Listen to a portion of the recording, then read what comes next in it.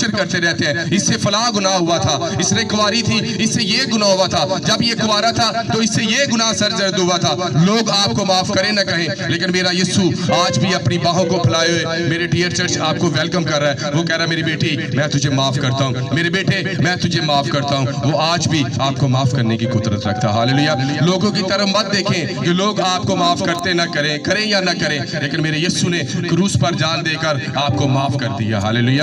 وہ آپ کو دیکھ رہا ہے، وہ آپ کو سن رہا ہے، اس لیے ڈیئر چرچ ہمیشہ لگن سے روحانیت کے ساتھ اپنا دھیان، اپنا سارا فوکس یسوع المسیح پر کریں، اس کی سولی پر کریں، اس کی قربانی پر کریں۔ جب آپ کا سارا فوکس یسوع پر ہو جائے گا تو دنیا آپ پر فوکس کرنے لگے گی۔ ہاللیلویہ۔